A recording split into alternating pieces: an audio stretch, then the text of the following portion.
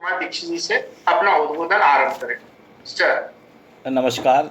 सर्वप्रथम मैं जीवाजी यूनिवर्सिटी जो मध्याचन सोशलॉजिकल सोसाइटी का चैप्टर है उसने 14 अप्रैल 130वीं जयंती पे ये आयोजन किया, उसके लिए वो बधाई की पात्र है। सामाजिक न्याय पे मैडम मोदी ने काफ़ी कुछ कहा, तो मैं दूसरे एंगल से बताऊंगा। सामाजिक न्याय वास्तव में एक प्राचीन अवधारणा है, आज की नहीं है। ग्रीक चिंतन में न्याय को नैतिक दर्शन माना गया है। प्लेटो, अरस्तु काफ़ी कुछ उसके बारे में कह चुके हैं। जो उपयोगितावाद है वो कहता है कि अधिकतम लोगों की अधिकतम खुशियाँ ही न्याय का मापदंड या न्याय का पैमाना है। अरस्तु ने तो दो प्रकार के न्याय की बात की है।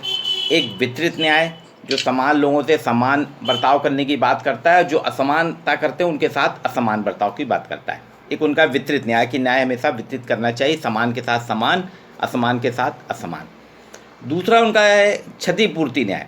वो कहते हैं जो असमानता दूर करने के लिए हमें समान स्तर पे सबको अगर हम समान भागीदारी करते हैं तो ये असमानता दूर हो जाएगी क्षतिपूर्ति के रूप में।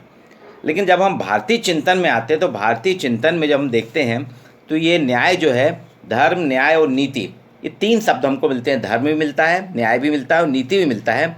सामान्यतः इनको एक ही अर्थ में प्रयोग करते हैं। जनसाधारण में कोई भी सामान्य व्यक्ति जब बात करता है तो वो यही कहता है ये धर्म का काम है, ये काम न्याय और नीति का है। इसको आपको एक उदाहरण से मैं बताता हूँ। धर्म में न्याय, नीति और समानता कैसे समाहित है। मान लीजिए कि मिस्टर गजानन मिश्र बाजार से 2 किलो पेड़े खरीदते हैं। 1 किलो पेड़ा उनने दुकानदार से कहा कि 2 डिब्बे अलग अलग रखिए। 1 किलो पेड़े उनने परिवार के लिए और 1 किलो पेड़े उनने भगवान की प्रसादी के लिए लिए। वो मंदिर गए गजानन जी, भगवान को पेड़े अर्पित किए। पुजारी ने पेड़े का भोग लगाया, 3-4 पेड़े निकाल के डिब्बा वापिस कर दिया गजानन मिश्रा को। अब देखिए गजानन मिश्रा की जैसे ही पेड़ा का वो डिब्बा उनके हाथ में आता है उनकी भावना बदल जाती है। वो ये मानते हैं भगवान की प्रसादी है, भगवान का भोग है, इस पे मेरा अधिकार नहीं है, इस पे पूरे समाज का अधिकार है। वो सबको बांटने लगते हैं। जबकि पेड़े पे जो पैसे खर्च हुए हैं वो गजानन के थे, लेकिन दूसरों के लिए खर्च किए उनने, वो अपना नहीं मानते।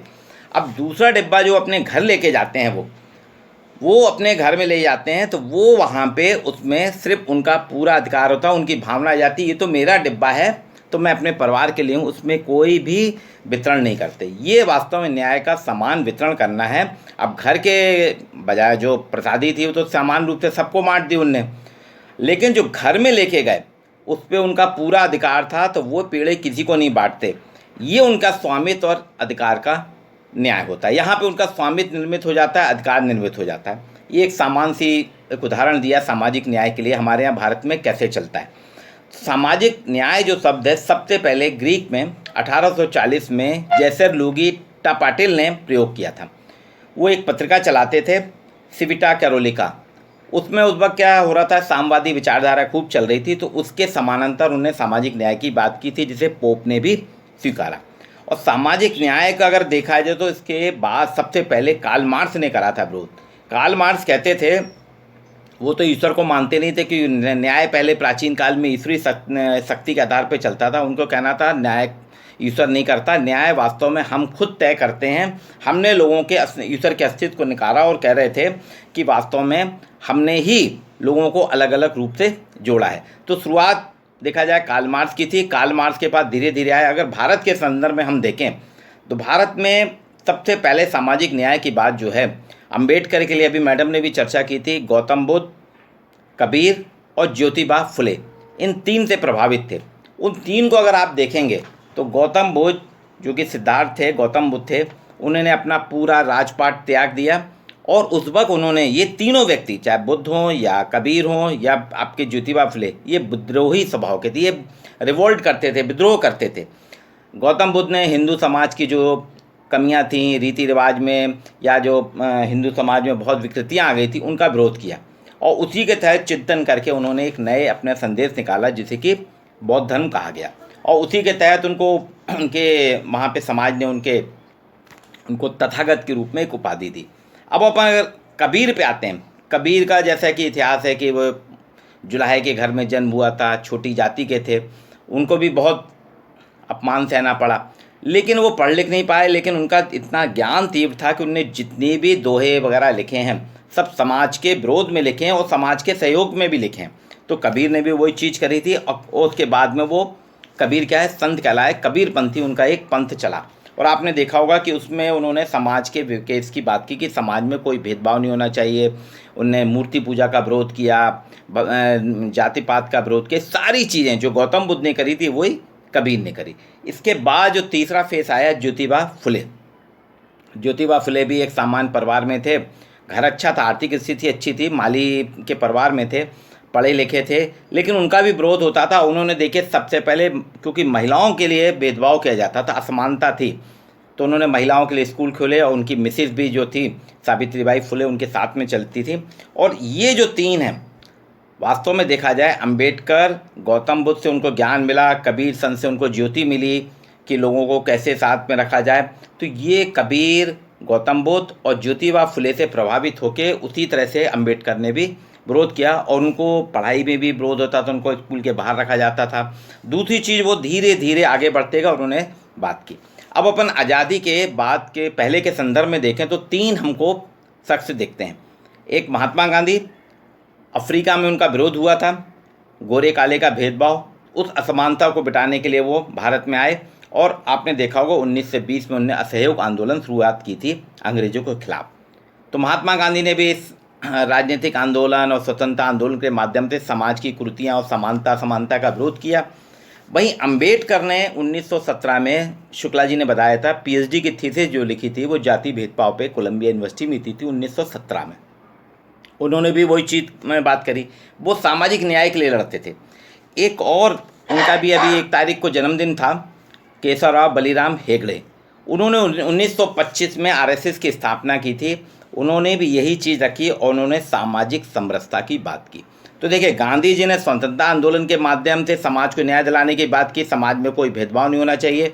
अंबेडकर ने सामाजिक न्याय के माध्यम से समाज में असमानता दूर करने की बात करी कि किसी भी प्रकार की असमानता नहीं होनी चाहिए, सभी को समान, समाज का जो उपेक्षित व्यक्ति है उसको सबसे पहले न्याय मिलना चाहिए। उसके बाद हम देखते हैं हेगड़ेवार। तो हेगड़ेवार ने सामाजिक समरसता के माध्यम से कहा किसी प्रकार का छुआछूत नहीं होना चाहिए, भेदभाव नहीं होना चाहिए, सभी को समान रूप के मानना चाहिए और उनका अपना एक सिद्धांत था सामाजिक समरसता को। और आज भी सामाजिक समरसता का बात की जाती है, जिसमें हम देखते हैं हमारे यहाँ के कुंभ के मेले रहते हैं या कोई भी धार्मिक आयोजन होते हैं, वो सामाजिक समरसता के बहुत बड़े केंद्र हैं। 2 चीज़ बताऊंगा कि समाज व्यवस्था में जब अपन देखते हैं 3 चीज़ें जरूरी होती हैं। एक सहायक विचार की होती है, एक सहायक विधान होते हैं और अनुकूल भौतिक दशाएं। अंबेडकर कहते थे भारत में जो वैचारिकी है, इन 3 के आधार पर वो कहते हैं सामाजिक व्यवस्था बनती है। भारत में प्राचीन वैचारिकी जो आइडियोलॉजी थी, वर्णाश्रम की थी, जन्म था, पुनर्जन्म था, जाति भेदभाव था, इस पर शास्त्री, ये क्लासिकल वैचारिकी है, क्लासिकल आइडियोलॉजी है। 1950 में जब संविधान बना तो डेमोक्रेटिक आइडियोलॉजी आई, लोकतांत्रिक वैचारिकी आई, लेकिन अभी भी उनने खुद कहा था और अभी भी अगर हम देखें तो शास्त्रीय वैचारिकी जो हमारी थी, प्राचीन काल से चली आ रही थी, वो अभी भी लोकतांत्रिक वैचारिकी पे हावी है, उसको दबा नहीं पाई। लेकिन इसमें कुछ अनुकूल भौतिक दशाएं जो कहते हैं, जो समाज के अंदर रहती हैं, वो धीरे धीरे परिवर्तन लाती हैं। और उसी के तहत आपने देखा कि जाति के नियम बदल गए। आजकल जाति में छुआछूत की बात खत्म हो गई है, हम किसी के साथ भी खान पान कर लेते हैं, छूने से कोई अप्रभावित नहीं होता है। हमारे जो व्यवसाय हैं वो भी बदल गए हैं। आज आपने देखा ब्राह्मण लोग अधिकतर ब्यूटी पार्लर चला रहे हैं, नाई लोग पंडिताई करा रहे हैं, सब तरफ से बदलता जा रहा है। व्यावसायिकता में वैवाहिक बंधन भी में जाति आजकल कम पूछी जा रही है, हालांकि अभी उसका है। तो वो कह रहे थे कि जब तक सामाजिक व्यवस्था में सहायक वैचारिकी रहेगी, चूँकि हमारी शास्त्रीय कई हजार सालों से चली आ रही है, तो उसमें सहायक विधान जो हमने बनाया था लोकतंत्र के हिसाब से, वो अभी भी उतना ज़्यादा असर नहीं कर पाया, सहायक वैचारिकी ही अधिक है। अब दूसरी चीज़ आप देखिएगा कि वो जो उन्होंने कहा कि संविधान बनाने से, संविधान के तहत हमने सुविधाएँ दी हैं, लेकिन जब तक लोगों की मानसिकता नहीं बदलेगी इसका असर नहीं होगा, बदलाव नहीं। ठीक है, ये हेगड़ेवार कहते थे। हेगड़ेवार का कहना था कानून जो है, कानून भावनाओं से नहीं चलता, आपकी भावनाएं बदलना पड़ेगी। उन्होंने कहा समाज में सामाजिक समरसता के लिए वो कहते थे कि जब तक भावनाएं नहीं बदलेंगी, कानून बनाने से हम कुछ नहीं कर सकते। और आज भी हम देखते हैं कि जब समाज में बलात्कार होता है तो दोषी बलात्कारी को नहीं बल्कि उस बलात्कार पीड़िता को ही समाज दोषी ठहराता है। उसमें विभिन्न प्रकार के बातें होने लगती है, आपने ऐसा करा, ये करा, वो करा, आप घर से क्यों, उसी को दोषी बनाया जाता है। अब आप देखिए आज भारत के गरीबों की संख्या में देखें 40% परिवार जो हैं उनके बच्चे श्रम कार्य में लगे हैं। तो उसके लिए उनको अलग करने की बात नहीं करते। हम ये नहीं कहते हैं बाल श्रम खत्म करना चाहिए, बल्कि कहा जाता है कि वो अपने परिवार की उत्पादक इकाई हैं, और अगर उनको श्रम नहीं करेंगे, श्रम कार्य नहीं करेंगे तो परिवार का भरण पोषण नहीं हो पाएगा। हम समस्या का समाधान ना करके बल्कि उनके बारे में बात करते हैं। एक और उदाहरण दूंगा फिर मैं ख़त्म करूंगा। हमारे यहाँ जब संविधान बना था SC ST के लिए आरक्षण था, फिर बाद में 1989 में OBC आरक्षण आया। लेकिन आपने देखा होगा जितने भी प्रशासनिक पद होते हैं या शैक्षणिक पद होते हैं कई जगह, तो उसमें जब इंटरव्यू वगैरह होता है तो आरक्षित पदों के श्रेणी में हम क्या करते हैं, योग्य उम्मीदवार नहीं मिला NFS कर देते हैं, नॉट फाउंड सूटेबल। फिर 2 बार 3 बार विज्ञापन निकाला, फिर उसके बाद उसको जनरल से भर देते हैं। कुछ जगह तो ये भी हुआ है, कई यूनिवर्सिटीज़ में हुआ है, ये 85 से 90 के बीच में आरक्षित पदों में जब विज्ञापन निकला तो वहाँ पे सवर्ण कैटेगरी के व्यक्ति की नियुक्ति कर दी गई और कहा गया, उसमें लिख दिया गया जब कोई अगला इस आरक्षित वर्ग का मिलेगा, तो विज्ञापन जो निकलते हैं आप देखो उसमें लिख के आता है जब आरक्षित पद का व्यक्ति निकलेगा तब उसको इसमें समाहित किया जाएगा। अब बताइए 85 में किसी की नियुक्ति हुई, मैं जानता हूँ कई लोग हैं, कई यूनिवर्सिटी में मध्य प्रदेश कैसा हुआ है। अब वो आरक्षित वर्ग में सवर्ण की नियुक्ति हो गई, उसने कम से कम 30-35 साल पूरी सुख सुविधा भोगी, अपने बच्चे का पालन पोषण करा, लेकिन उस वक्त अगर किसी उस व्यक्ति का आरक्षित पद के व्यक्ति पे उसका हुई होती नियुक्ति तो वो कर लेता ना। तो ये जो अंबेडकर कह रहे थे कि खाली संविधान बनाने से, या हेगड़ेवार ने जो कहा कानून भावनाओं से नहीं चलता, कानून नियम से चलता, उसका अगर पालन नहीं करेंगे, जब तक भावनाएं नहीं बदलेंगे हमारी आपकी, तब तक कुछ भी नहीं होगा। इसी क्रम में इन्होंने 2 चीज़ कही थी अंबेडकर की। एक बहुत बढ़िया था कि वो कहते थे कि हमको जो पूजा करना चाहिए, उपासना करना चाहिए, वो क्या करना चाहिए, खास तौर से विद्या की। जब तक हर व्यक्ति विद्या नहीं पा जाता है, विद्या ही व्यक्ति का विकास करती है, विद्या ही व्यक्ति को आगे बढ़ाती है, तो विद्या उसके मिलना जरूरी है। विद्या के साथ साथ उनका कहना था हर व्यक्ति को स्वतंत्रता मिलना चाहिए, समानता मिलना चाहिए, स्वाभिमान। अंबेडकर ने विद्या, स्वाभिमान और शील 3 चीज़ों का प्रयोग किया है। बोलते स्वाभिमान जो है, बोले मैं हर व्यक्ति को, बोले मैं तो स्वाभिमानी हूँ, लेकिन हर व्यक्ति को स्वाभिमान होना चाहिए, मैं खुद भी खाऊं और दूसरों को खिलाऊं, ये हम किसी से मांग के ना खाएं।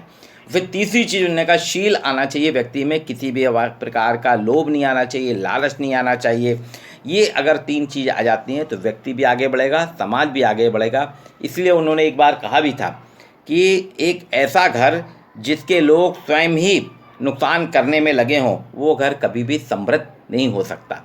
इसी प्रकार से महिलाओं के लिए उन्होंने कहा था नारी राष्ट्र की निर्माती है, हर नागरिक उसकी गोद में पलकर बढ़ता है, और नारी के बिना जागृत किए, नारी को अगर हम जागृत नहीं करेंगे तो राष्ट्र का विकास भी संभव नहीं है। ये 3 चीज़ें उनकी जो थी रखी। समय का अभाव भी है, लेकिन मैंने जादौन जी से बात की थी कि कुछ बात रखूँगा, बाकी बातें जो थी सामाजिक न्याय पे मोदी मैडम ने रखी। मैंने 2-3 चीज़ें की हैं, तो इस पर हमको ध्यान रखना होगा कि भारत में महात्मा गांधी, अंबेडकर और हेगड़ेवार, इन तीनों की आइडियोलॉजी जो तो है आज़ादी के दरमियान, इन तीनों ने आज़ादी के पहले 1947 से पहले तीनों ने एक ही बात की थी।